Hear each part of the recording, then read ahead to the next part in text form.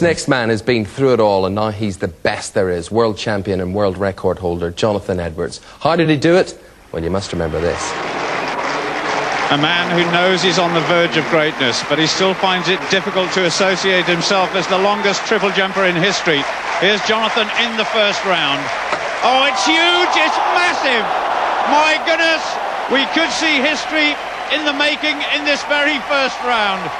Oh my goodness gracious me. 18 minutes 16. It's legal. It's a world record for Great Britain and Jonathan Edwards.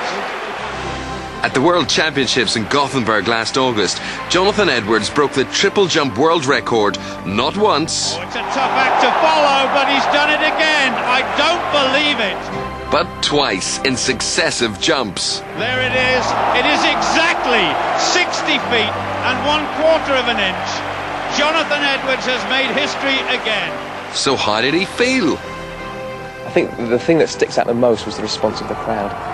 Not only when I jumped, but at my medal ceremony, they just clapped and clapped and clapped to the stage where I was embarrassed. But just how did Jonathan reach the stage where he's now the best in the world? Jonathan's triple jumping history started 11 years ago when he won the 1984 senior boys title at the English Schools Championships. So it was a big surprise to me that I won that. But I hadn't done any training then, and that was very much just sort of almost turn up, put my spikes on and jump and win. But I had no great ambitions to be a triple jumper at that stage. Who would have ambitions to be a triple jumper, you might say? Although he competed on the international athletic circuit, the gold medal never looked within his reach. But by the start of the 1995 season, he transformed himself into the best triple jumper ever. So how did he do that? Well, it started here in the gym, where Jonathan turned to physiotherapist Norman Anderson. Norman strengthened Jonathan's upper body and legs, but the benefits weren't only physical. I used to make him concentrate on each lift and say to him, this is the most important lift you've ever made in your life. And to get him into that mindset so that when he went to competition, he would stand at the end of the runway and hopefully use that technique. In other words, this is the most important jump I've ever made in my life. Each one is. Everything previously is history. Jonathan learnt so well he can now maintain concentration despite crowd noise, announcements, or other events around him. How does he do that?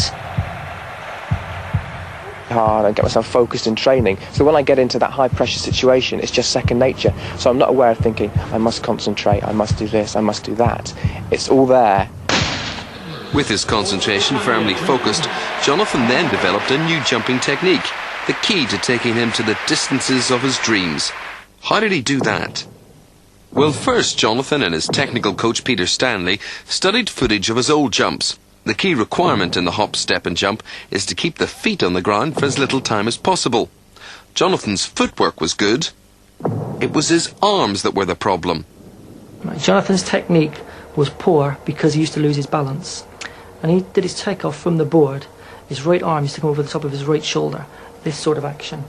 But unfortunately, he used to pull the rest of his body forward and over his knee, which shortened his hop.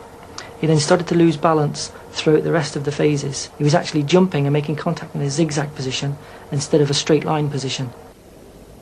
Having found out what was wrong, they set about putting it right. Jonathan had to go back to school, where he did jump after jump indoors off short run-ups until he knew how to use his arms perfectly. Now imagine I'm running up with an alternate arm action, but what I want to do is change to a double arm action in my hop landing. So I land in my hop and I hit my arms like this. And then I bring them back as I kind of balance, ready for my step landing. And again, it's very similar to the hop, but this time it's on my right leg. I'm coming here and then I hit it as fast as possible with a double arm, hopefully. And then at this point, every sinew in my body is just straining to get as far as possible into the sand. And he even manages to squeeze every last inch out of his landing. How does he do that? Say, for example, even if my hand scraped as I came through, even as far back as here, they would measure it from there. So obviously, my legs are going to land as far as possible out in front of me, here, and then if I can skid my bum around so it lands approximately the same, I don't lose any distance.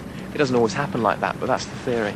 And when Jonathan was ready to put the theory into practice, the whole world took notice. There it is. It is exactly 60 feet and 1/4 of an inch. Jonathan Edwards has made history again. But can he go even further? It makes me smile, really. I mean, so long people have been waiting for the 18-metre breakthrough, and it was 35 years to get from 17 metres to somebody to jump 18 metres. And now, suddenly I've done 18 metres, and everybody's talking about 19 metres. So, you know, I think that's a long way off. You know, obviously you always want to improve, and, you know, I'd like to improve. But even if I never did improve, I could have no complaints after what I've done this year. That gold medal that once seemed so out of reach is now gloriously his. All the practice and dedication have paid off. Jonathan Edwards has earned his place in the record books as, quite simply, the best triple jumper ever.